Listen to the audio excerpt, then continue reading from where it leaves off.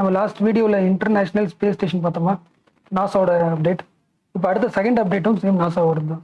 இந்த லைன் படிங்க, இங்கே போட்டிருக்கல ஹெட்டிங் ஆர்டமிஸ். ஆர்டமிஸ்ன்றது ஒரு ப்ரோக்ராம். ஸோ இந்த டாப்பிக்ல இருந்து ப்ரிலிம்ஸில் சிம்பிளாக கேட்கணும், அப்படி கேட்கலாம். இந்த ஆர்டமிஸ் ப்ரோக்ராம் யாரோட ப்ரோக்ராம் கேட்கலாமா? நாசாவோட ப்ரோக்ராம். இதோட மெயின் எய்ம் என்னது? மூன் மிஷன், அதாவது மூனை எக்ஸ்ப்ளோர் பண்ணுறது. ஸோ ஒன் லைனில் கேட்டால் கேட்கலாம், நாசாவோடது இல்லை அதோட எய்ம் என்ன? மூனை எக்ஸ்ப்ளோர் பண்ணுறது. ஒருவேளை இதே ஆர்டமிஸ் ப்ரோக்ராமை இன்னும் கொஞ்சம் டீட்டெயிலாக கேட்கணும்னா அந்த ஏ பி சிடி 4 செக்மெண்ட் தருவாங்களே, இன்னும் என்ன எக்ஸ்ட்ரா 4 பாயிண்ட் படிக்கணும். ஓகேவா? அதை படிக்கிறதுக்கு முன்னாடி முதல்ல என்ன பண்ணுங்கன்னா, உங்களோட புக்லெட்டில் ஆல்ரெடி நாசாவோட இம்பார்ட்டன்ட் மிஷன்ஸ், இஸ்ரோவோட இம்பார்ட்டன்ட் மிஷன்ஸ், சைனாவோட இம்பார்ட்டன்ட் மிஷன்ஸ்னு இருக்குல்ல, பேசிக்ஸ், அதை எல்லாத்தையும் ரிவிஷன் பண்ணதுக்கு அப்புறம் இந்த அப்டேட்டை பாருங்க. ஏன்னா இது இந்த பேசிக்ஸ் தான் முக்கியம். இது ஜஸ்ட் அப்டேட் தான். ஸோ ஸ்டார்ட் பண்ணலாம். நீங்கள் ரிவிஷன் பண்ணியிருப்பீங்க நம்புறேன். இந்த ஆர்டமிஸ் இருக்குல்ல, இதுன்றது ஒரு ப்ரோக்ராம் கிடையாது. இங்கே போட்டிருப்பாங்க ஆர்டமிஸ் 1 2 3, ஒரு லாங் டேர்ம் ப்ரோக்ராம் மாதிரி. நமக்கு தெரியும்ல, நம்ம ஒரு 1957 ஃபர்ஸ்ட் நம்ம என்ன பண்ணுறோம், ஒரு ஸ்பேஸ் இருக்குன்னா எர்த்தில் என்ன பண்ணியிருக்கோம், நம்ம ஜஸ்ட் ஒரு சேட்டலைட்டை லான்ச் பண்ணி பார்த்துருக்கோம். நம்ம லாஸ்ட் கிளாஸில் பார்த்தோம்ல, ஃபர்ஸ்ட் அப்டேட் என்ன பார்த்தோம், 2000 அதே ஸ்பேஸில் எர்த்துக்கு சுற்றி என்ன பண்ணியிருக்கோம், ஒரு ஸ்டேஷனே உருவாக்கியாச்சு. லாஜிக் போகிறதுல எஸ், ஒரு ஆள் போயிட்டு, ஒரு ஆஸ்ட்ரோனாட்ஸ் போயிட்டு ரொம்ப நாள் தங்கி எர்த்தை அப்சர்வ் பண்ண முடியும். அந்தளவு டெவலப் ஆகிடுச்சு. ஆனால் நம்ம இவ்வளோ டெவலப் ஆகிருந்தாலும் நம்ம என்ன பண்ணணும், மூணில் நம்ம என்ன பண்ணியிருக்கோம், இறங்கியிருக்கோம், ஒரு ஆள் போயிருக்காரு. ஆனால் ரொம்ப காலத்துக்கு இப்போ அந்த ஸ்பேஸ் ஸ்டேஷனில் நம்ம என்ன பண்ணுறோம், ரொம்ப நாளாக அந்த அந்த அதே இடத்துல ஒர்க் பண்ணுறோம்ல, அந்த மாதிரி மூணில் ஒரு 1 வீக்கோ இல்லை 1 மந்த்தோ ஸ்டே பண்ணி ஒரு ஆஃபீஸ் மாதிரி ஒர்க் பண்ணது கிடையாதுல்ல. எஸ், அந்த மாதிரி ஒர்க் பண்ணுறதுக்கான எய்ம் தான் ஆர்டமிஸ் ப்ரோக்ராம். இந்த மூணில் ரொம்ப காலத்துக்கு உட்காந்து நம்மளால ஒர்க் பண்ண முடிஞ்சுன்னா அடுத்தடுத்து பிளானட் நம்ம என்ன பண்ணலாம், மாறி போயிட்டே இருக்கலாம். இதே மாதிரி ஸோ எய்ம் புரிஞ்சு போச்சுல. எஸ், மூணை வந்து எக்ஸ்ப்ளோர் பண்ண போகிறோம். போய் ஒரு நாளில் போயிட்டு பார்த்துட்டு வர்றதை விட அங்கேயே ஒர்க் பண்ணுறது, ஸ்பேஸ் ஸ்டேஷன் மாதிரி ஒர்க் பண்ணணும். அப்போ எர்த்தில் இருக்கிற ஆஸ்ட்ரோனாட்ஸை இந்த மூணில் போயிட்டு இறங்கி ரொம்ப நாளைக்கு ஒர்க் பண்ணுறதுக்கு தேவையான எல்லா என்வரான்மெண்ட்டையும் உருவாக்கணும்ல. அப்போது அதுதானே மெயின் எய்ம். அப்போ அதில் இருந்தால் எக்ஸாம் கொஸ்டின் இருக்கலாம் ப்ரிலிம்ஸில். ஸோ இந்த ஃபோட்டோஸ் பற்றில உங்களுக்கு தெரிஞ்சிடும். இங்கே போட்டிருப்பாரு ஃபஸ்ட்டு. நம்மளோட எய்ம் என்னென்னா, இப்போ எர்த்தில் இருந்து மூணுக்கு போயிட்டு அங்கே ஸ்டே பண்ணுறதுக்கு என்னென்ன பொருள்லாம் தேவை, எப்படி இந்த டெக்னாலஜி டெவலப் ஆகிருக்கு, அதோட பேர்லாம் தெரிஞ்சுக்கிட்டாலே அதில் தான் கொஸ்டின்ஸ் வரும். இங்கே போட்டிருப்பாரு ஃபஸ்ட்டு ஓரியான் ஸ்பேஸ் கிராஃப்ட். அதாவது இந்த ஸ்பேஸ் கிராஃப்ட்டுக்குள்ளே தான் ஆஸ்ட்ரோனாட்ஸ் உட்காந்துக்கிட்டு என்ன பண்ணுவாங்க, மூணில் போய் இறங்க போகிறாங்க. இங்கே போடுவாங்க the NASA spacecraft that will carry astronauts from the Earth to lunar orbit and back. ஆர்பிட்னா புரியுதுல, இப்போ 3 இருக்குன்னா 3 உள்ள கிடையாது, 3 சுற்றி ஒரு ஸ்பேஸ் ஸ்டேட்டில் ரொட்டேட் இருக்குல்ல. ரொம்ப நாளாக அங்கேயே இருந்து எக்ஸ்ப்ளோர் பண்ணுறது, எப்படி எர்த் எக்ஸ்ப்ளோர் பண்ணுமோ அது மாதிரி. அப்போ இந்த ஸ்பேஸ் கிராஃப்டை தூக்கிட்டு போகிறதுக்கு ஒரு ராக்கெட் ஒன்றும்ல, அதான் இது SLSR. இது பேர் ஸ்பேஸ் லான்ச் சிஸ்டம் ராக்கெட். இந்த லைனை படிங்களேன். The only rocket that can send Orion. அதாவது இந்த ராக்கெட்டுக்குள்ள என்ன இருக்கும், இந்த ஸ்பேஸ் ஷட்டில் உள்ள வச்சிருப்பாங்க. ஓகேவா? அதில் தான் ஆஸ்ட்ரோனாட்ஸ் உட்காந்துருப்பாங்க. The only rocket that can send Orion astronauts and cargo to the moon on a single mission. Raju புரிஞ்சுல, ஒரு ராக்கெட்டுக்குள்ள ஓரியானை வந்து வச்சிருக்கணும். அந்த மூணில் உட்காந்து ஒர்க் பண்ணுறதுக்கான ஆஃபீஸ் ரூமு, ஆஸ்ட்ரோனாட்ஸ் எல்லாத்தையும் ஒரே டேக்கில் கொண்டு போகிறதுக்கு உருவாக்குற ராக்கெட். அது எவ்வளோ பவர்ஃபுல் ராக்கெட். இதை மட்டும் லான்ச் பண்ணிட்டாங்கன்னா உலகத்திலே பெரிய ராக்கெட் சிஸ்டம் இதுவாக தான் இருக்கும். மூணாவது இந்த ஹெட்டிங் புரியுதா, எக்ஸ்ப்ளோரேஷன் கிரவுண்ட் சிஸ்டம். மீனிங் புரியுதா, இந்த ராக்கெட்டில் வெயிட் ரொம்ப அதிகமாக இருக்கும்ல. ஏன்னா மூணில் வீடு கட்டி ஒர்க் பண்ணுறதுக்கான அந்த கண்டெய்னரு, அப்புறம் இந்த ஸ்பேஸ் ஷட்டில், இது எல்லாத்தையும் தூக்கிட்டு போக போகுது. பயங்கர வெயிட்டில். அப்போ இந்த வெயிட் நம்ம என்ன பண்ணணும், புஷ் பண்ணி ஸ்கைக்கு அனுப்பணும்ல. அப்போ அதுக்கான கிரவுண்ட் சிஸ்டம்ஸ் என்ன, என்னென்ன பொருள் தேவைப்படும் தள்ளுறதுக்கு, லாஜிக் போகிறதுல. கிரவுண்ட்லேருந்து இந்த ராக்கெட்டை மேலே கொண்டு போகிறதுக்கு என்னென்ன சிஸ்டம்ஸ் தேவை இங்கே போட்டு. The structures on the ground necessary to support launch and recovery of returning astronauts. ஓகேவா? ஸோ எக்ஸாமில் கொஸ்டின் கேட்டாங்கன்னா ப்ரிலிம்ஸில் இந்த 2 வார்த்தை தான் வரும். Orion spacecraft recently shown in news, இதில் பார்த்துருப்பீங்க. சேம் தான் ஆர்டமிஸோட ஸ்பேஸ் மிஷனில், அந்த மூன் மிஷனில் ஆஸ்ட்ரோனாட்ஸை தூக்கிட்டு போகிற ஸ்பேஸ் கிராஃப்ட். SLSR ராக்கெட் எங்கே பார்த்துவீங்க, சேம் ஆர்டமிஸ் தான். ஆர்டமிஸ் ப்ரோக்ராமில் வர்ற ஒரு லான்ச்சிங் ராக்கெட். உங்களால் யோசிக்க முடியுதுல்ல, எதுவுமே ஃபேக்ட் கிடையாதுல்ல. ஒரு ஐடியா கொடுத்தாச்சு, எர்த்துலேருந்து மூணுக்கு போகணும், எப்படி போகிறோம், ராக்கெட் தேவை. ராக்கெட் பேர் என்ன, SLSR. ஓகே, அந்த ராக்கெட்டில் போனோம். ராக்கெட் வந்து எடுத்துகிட்டு போகிறதுக்கு மட்டும்தான், அங்கே போய் இறங்கணும். அதுக்கான ஸ்பேஸ் ஷட்டில் எது, அதுக்கு ஒரு பேர் வச்சுட்டாங்க, ஓரியன் ராக்கெட். அந்த மாதிரி நாமளே யோசிக்க வேண்டியது தான். அப்புறம் இறங்கியாச்சு, அது இந்த இடத்துல ஒர்க் பண்ணணும்ல, அப்போ அதுக்கு பேர் என்ன, அது எல்லாத்தையும் பார்க்கணும். இதை படிங்களேன். Gateway most important. the spaceship in lunar orbit, where astronauts will transfer between Orion and the lander on the regular Artemis mission. Meaning புரிஞ்சுல? இப்போ இது 3 வச்சுக்கலாம். உங்களுக்கு தெரியும் நினைக்கிறேன். இதான் மேலே போயிடலாம். அடுத்தாலே புரிஞ்சிருக்கும். இது 3. ஓகேவா? இங்கே வந்து லேண்ட் பண்ணியாச்சு. ஒர்க் பண்ணுறோம். ஓகேவா? இது எர்த். எர்த்தில் இருக்கிற ஆஸ்ட்ரோனாட்ஸ் நம்ம எடுத்து போகிற வச்சுக்கலாம். இதான் என்னது? ஓரியான். அப்போது இந்த ஓரியானையும் இந்த லேண்டரையும் கனெக்ட் பண்ணுறதுக்கு ஒரு கேட்வே தேவை. நடந்து உள்ளே போகிறதுக்கு அந்த கேட்வே தான் இது. அது புரிஞ்சுல? எஸ். ஒரு பொருள் வந்து மூணில் லேண்ட் ஆகிடுச்சு. இன்னொன்று 3 சுற்றி ஓடிட்டுருக்கும் ஸ்பேஸ் ஷட்டில். இது ரெண்டுத்தையும் கனெக்ட் பண்ணாதான் ஏர்த்தில் இருக்க ஆள் என்ன பண்ணலாம், வந்து ஆள் மாறிக்கலாம். கரெக்டாக? அதுக்கான கேட்வே அகைன் படிங்க. இப்போ புரியும் பாருங்க. The spaceship in lunar orbit where astronauts will transfer between Orion and the lander on the regular Artemis mission. The gateway will remain in orbit for more than a decade, providing a place to live and work and supporting long-term science around the moon. Gate தானே கரெக்டா? Suppose ஸ்பேஸ்லேயே சுற்றிட்டு இருக்கும் வர வரைக்கும் அதனால lock பண்ணி கொண்டு போகிறது. அடுத்து இதை படிங்க. Human landing system built by American companies. Human landing system are the final mode of transportation that will take astronauts from the lunar orbit to surface and back to orbit. புரிஞ்சுல? Yes. ஒவ்வொன்றுக்கும் தனியாக இருக்குல்ல. S. மூணில் இருக்கிறதுக்கும் திரும்பி ஆட்கள் கூட்டு வரதுக்கும் ஒரு சிஸ்டம் இருக்கு. அடுத்து ஆர்டமிஸ் பேஸ் கேம்ப். இது புரியுதுல? அங்கே ஒர்க் பண்ணுறதுக்கு மூணில். To give astronauts a place to live and work on the moon. The Artemis base camp concept includes the modern cabin, a rover and a mobile home. So இதெல்லாமே aim என்னது? ஒரு 3 explore பண்ணணும். 3 சுற்றி வந்துக்கிட்டே இருக்கணும். அதேமாதிரி 3ல் இறங்கி ஸ்டே பண்ணி எக்ஸ்ப்ளோர் பண்ணணும். இது சக்ஸஸ் ஆகிடுச்சுன்னா என்ன பண்ணுவோம்? அடுத்து மார்ஸ். ஆமாம், 3ல் நமக்கு ரொம்ப நாள் ஸ்டே பண்ணியாச்சுன்னா அடுத்து எங்கே போயிடுவோம்? மார்ஸ் போயிடுவோம். இது எல்லாத்தோட மெயின் எய்ம் என்னதுக்கு? 3 எக்ஸ்ப்ளோர் பண்ணுறோம். உள்ளே இறங்கி ரொம்ப நாள் ஸ்டே பண்ண போகிறோம். அதுக்கு சக்ஸஸ் ஆகிடுச்சுன்னா மார்ஸில் போயிட்டு ஸ்டே பண்ணி பார்க்க போகிறோம். எய்ம் என்னன்னா ஹியூமனுக்கு கேபிலிட்டி இருக்கா இந்த இடத்துல ஸ்டே பண்ணுறதுக்கு, அவனுக்கு தேவையான ரிசோர்ஸ்லாம் அதில் இருக்கா செக் பண்ணுறது தான் மெயின் எய்ம். அப்போ இவ்வளோ பெரிய ப்ராஜெக்டை ஒரு டைம் பண்ண முடியாதுல்ல. அதான் இந்த மூணு வேவா. ஆர்டமிஸ் 1 தனி, இது பாதி ஒர்க்கு, இது அடுத்த ஒர்க்கு, இது அடுத்த ஒர்க்கு. இதை படிங்களா? Artemis 1 will be an uncrewed flight. Logic புரிஞ்சுல? ஃபர்ஸ்ட் டைம் வந்து இப்போ நம்ம நியூஸில் பார்த்தா ஆர்டமிஸ் 1 தான். ஓகே, ஃபர்ஸ்ட் ப்ராசஸில் எடுத்தவொடனே என்ன பண்ண மாட்டாங்க, ஆட்களை போட்டு அனுப்ப மாட்டாங்க. ஃபர்ஸ்ட் அன்க்ரூவ்டு அதுன்னு அர்த்தம். அந்த ஸ்பேஸ் ஷட்டிலுக்குள்ளே யாரும் இருக்க மாட்டாங்க, யாருமே இல்லாமல் அனுப்பிவிடுவாங்க. அகைன் படிக்கிறேன். Artemis 1 will be an uncrewed flight test of the space launch system and the Orion spacecraft around the moon. யாருமே இல்லாத ஒரு ஓரியன் ஸ்பேஸ் கிராஃப்டை மூன் பக்கத்தில் மேலே அனுப்பி விட்டுட்டு அங்கே ரொம்ப நாளைக்கு இருக்க முடியுதுன்னு பார்த்துட்டு திரும்பி எடுத்துக்கு வந்துடும். இது ஆர்டமிஸ் 1. அடுத்து பாருங்க Artemis 2. Artemis 2 will be the first crewed flight test. இப்போ ஆட்கள் உள்ள ஏற்றிப்பாங்க of the space launch system and the Orion spacecraft around the moon. ரெண்டாவது என்ன பண்ணுறாங்க புரிஞ்சுல? சேம் ஓரியனில் ஆட்கள் அனுப்புவாங்க. ஆர்டமிஸ் 2. ஆர்டமிஸ் 3 பாருங்க. Planning is underway for regular cadence of Artemis mission with crew on around the moon. ஓகேவா? So பிலிம்ஸ்க்கு ஆர்டமிஸ்னா யாரோட ப்ரோக்ராம்?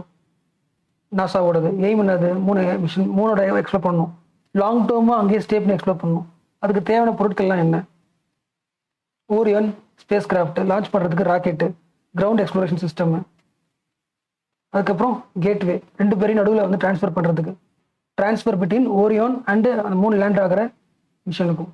அடுத்து ஹியூமன் லேண்டிங் சிஸ்டம், ஸ்பேஸை லேண்ட் ஆகிறதுக்கு முக்கியமான எக்யூப்மெண்ட், அப்புறம் அங்கே ஒர்க் பண்ணுறதுக்கான கேம்ப். ஓகேவா? ஸோ இதுதான் வந்து பேசிக் ஃபேக்ட்டு. பட் இதே விஷயத்த நியூஸ் பேப்பர்லேயும் பாருங்கள். நான் ஆல்ரெடி சொல்லியிருக்கேன்ல, பேப்பர் அதாவது ஒரு சேம் கண்டென்ட்டை ஒரு அகாடமி தர்றதுக்கும் பேப்பரில் நீங்கள் தெரிஞ்சுக்கிறதுக்கும் வித்தியாசம் இருக்குது. எப்பொழுதுமே நீங்கள் அகாடமி எதுக்கு யூஸ் பண்ணிக்கலாம்னா, ஒரு டாபிக் சம்மந்தப்பட்ட எக்ஸ்ட்ரா இன்ஃபர்மேஷன் தெரிஞ்சுக்கிறது தான் அகாடமி யூஸ் பண்ணிக்கலாம். ஆனால் அந்த ஒரு டாப்பிக்கோட மெயின் பாயிண்ட்ஸ் இருக்குல்ல, பேப்பரில் வந்துருக்கும்ல, அந்த பாயிண்ட் டேரெக்டாக நீங்கள் எக்ஸ்போஸ் ஆகி படிக்கும்போது அதோட எக்ஸ்பீரியன்ஸே பயங்கரமாக இருக்கும். அதுக்கு ப்ரூஃப் எது? இப்போ ஜென்ரலாக நான் போடுற வீடியோவில் எல்லா பாயிண்ட்ஸுமே சொல்லிவிடுவேன். ஒருவேளை நீங்கள் ஃபாலோ பண்ணாத போது நீங்களாக ஒரு அகாடமி பார்க்கும்போது பேப்பரை நீங்கள் ஒரு ரீடு அட்லீஸ்ட் ஒரு 10 நிமிஷம் ரீட் பண்ண வேண்டியது அவசியத்தை உங்களுக்கு புரிஞ்சுக்கும். நீங்கள் ஃபர்ஸ்ட் லைன் படிங்க. What is Artemis mission? நாசாவோட Artemis mission as next generation of the lunar எக்ஸ்ப்ளோரேஷனா அண்ட் இஸ் நேம்டு. இதுக்கு ஏன் ஆர்டமிஸ் பேர் அவங்களே கொடுத்தாங்க பாருங்க. Named after the twin sister of Apollo from Greek mythology. Artemis is also the goddess of the moon. இதில் extra information சொல்கிறத விட இந்த ஆர்டமிஸ் பார்க்கும்போது அதுக்குள்ள ஒரு இன்டெப்த் ஒரு மீனிங், உங்கள் எசன்ஸ் உங்களுக்கு வந்துடுதுல, லிட்ரேச்சர் எசன்ஸ். கிரீக் மித்திலோட பேர் தான் அது. அதே மாதிரி மூணோட காடஸாகவும் சொல்கிறாங்க. இது நம்ம யூபிஎஸ்சிக்கு வராது கண்டிப்பாக. ஆனால் அந்த வார்த்தையை பார்க்கும்போது இப்போ அதுக்குள்ளே இருக்கிற டெப்த்து நமக்கு தெரியுதுல்ல. டெப்த்துன்னு சொல்கிறத விட ஒரு லைஃப். ஸோ அது பேப்பரில் தான் கிடைக்கும். ஏன்னா பேப்பரில் எழுதுகிற ஒரு முக்கியமான ஆர்டிகல் வருதுன்னா அது ஒரு பர்சன், ஒரு எடிட்டர் இல்லை. அப்போ அவர் என்ன பண்ணுவார், இன்ஃபர்மேஷனும் தரணும், அதை வந்து ஸ்வீட்டாகவும் இருக்கணும், யூஸ்ஃபுல்லாகவும் இருக்கணும், அதை ரீடிங் டேஸ்ட்டை இம்ப்ரூவ் பண்ணணும். இதெல்லாத்தையும் கான்சன்ட்ரேட் பண்ணுவார்ல. அது எதுவுமே உங்களுக்கு கிடைக்காது அகாடமியில் ஒரு பாயிண்ட்ஸாக படிக்கும்போது. ஓகேவா? ஸோ உங்களுக்கு அகாடமி இம்பார்ட்டன்ட் தான். அகாடமியோட நோட்ஸும் தேவைப்படும். எதுக்கு அகாடமி தேவைப்படும், பேப்பர் எதுக்கு தேவைப்படும்ன்றத பிரித்து ரெண்டுத்துக்குமான விஷயத்தையும் எடுத்துக்கணும். தான் ஸ்மார்ட் ஒர்க். அட்லைன் படிங்க, ஆல்ரெடி சொல்லிட்டேன். அகைன் ஒரு ரீட் பண்ணலாம். இப்போ நான் படிக்கும்போது நான் ஆக்சுவலாக வந்து ஒரு பேப்பர் படிக்கும்போதோ ஒரு ஸ்டோரி படிக்கும்போதோ நடுவில் ஸ்டாப் பண்ணி எக்ஸ்பிளைன் பண்ணக்கூடாது. படித்தாலே புரிஞ்சிடும். ஏன்னா அதுக்கான பேக்ரவுண்ட் தான் நான் வந்து முன்னாடியே சொல்லிட்டேன், ஃபேக்ட் சொல்லிட்டேன். ஸோ படித்தாலே புரியணும். யாருக்கு நான் படித்தோன்னே புரியலையோ அப்போ இன்னும் கொஞ்சம் வீக்காக இருக்கீங்க, நீங்கள் வந்து டெய்லி படிக்கணும். ஓகே, ஏன்னா நாம் பண்ணுறதே ஷார்ட் கட் தான். நம்ம இம்பார்ட்டன்ட் ஆர்டிக்கலை மட்டும் படித்து எசன்ஸ் எடுத்துக்கணும். அதே மாதிரி ஏன் வந்து இதை நான் பேஸ் பண்ணேன்னா, ஒன்று உங்களுக்கு அந்த ரீடிங் எசன்ஸ் புரியணும். சில பேருக்கு காம்ப்ரிகேஷன் கஷ்டமாக இருக்கும். ஸோ இந்த ரீடிங் ஸ்கில் இம்ப்ரூவ் ஆகலாம். மூணாவது வந்து இது இப்போ உங்களுக்கு தெரியும் இல்லை, ஹிந்துவோட நியூஸ் பேப்பர் எதுவுமே இப்போ ஃப்ரீ கிடையாதுல்ல, எல்லாமே பே பண்ணி தான் வாங்கணும். ஸோ இப்போ இந்த நியூஸ் வந்து பெய்டு நியூஸ் தான். ஜென்ரலாக லாகின் பண்ண முடியாது, பே பண்ணி படித்தது. ஸோ பே பண்ணி படித்தது தானே, படித்ததை அப்படியே க்ளோஸ் பண்ணுறது இதில் டிஸ்பிளே பண்ணலாம், உங்களுக்கு யூஸ்ஃபுல்லாக இருக்கும்ல. நல்லா அதுவும் ஆட் பண்ணிட்டேன். ஓகே, இதை படிக்கலாம். ஆர்டமிஸ் நான் எக்ஸ்பிளைன் பண்ண மாட்டேன், உங்களுக்கு புரிஞ்சிருக்கணும். Artemis 1 is the first of the NASA's deep space exploration system. Meaning புரிஞ்சுல, இங்கே டீப் ஸ்பேஸ்ன்றது முக்கியம். நம்ம எக்ஸ்ப்ளோர் பண்ணிட்டு தான் இருக்கிறோம். ஆனால் டீப் ஸ்பேஸ் நம்ம ரொம்ப தூரத்துக்கு போனது கிடையாது. மூணில் உட்காந்து ரொம்ப நாளைக்கு இருந்து அதுக்கடுத்து அடுத்த பிளானட்டுக்கு போய் பார்த்தது கிடையாது. It is an uncrewed space mission. Meaning புரிஞ்சுல, பார்ட் 1, 2, 3 3 இருக்கு. எய்ம் என்னது, கடைசியாக க்ரூவோடு தான் அனுப்பணும். ஆனால் ஒன்னோட மெயின் எய்ம் என்னது, அன்கிரவ்டு தான். லாஜிக் புரிஞ்சுல. சிம்பிளாக க்ரூவ்டுன்னு கேட்டாங்க, சிம்பிளாக ஆர்டமிஸ்ன்னு கேட்டாங்கன்னா எய்ம் என்னது, க்ரூவ்டு தான். முக்கியமாக யார் ஃபஸ்ட்டு வந்து இது எய்ம் என்னன்னா, மூணில் ஒரு உமனையும் இன்னொரு நான் ஒயிட் இருப்பாங்களே, கலர்ட்டு சொல்லுவாங்களே, எஸ் பிளாக் சொல்ல வச்சுக்கலாம். பிளாக் சொல்லக்கூடாது, கலர்னு சொல்லணும். அவங்கள வந்து மூணில் அனுப்புறது தான் மெயின் எய்மே. ஓகே, ஸோ எக்ஸாமில் ஆர்டமிஸ் 1 இல்லை அதுக்கு அடுத்து 2, 3 அப்படியே பார்த்துக்கு. ஜென்ரல் ஆர்டமிஸ் கேட்டால் மெயின் எய்ம் என்னது, க்ரூவ்டு தான். க்ரூவ்டு ஆஸ்ட்ரோனாட்ஸை 3 அனுப்புறது. அதில் ஃபஸ்ட்டு பட்டினது அன்க்ரூவ்டு. ஓகேவா?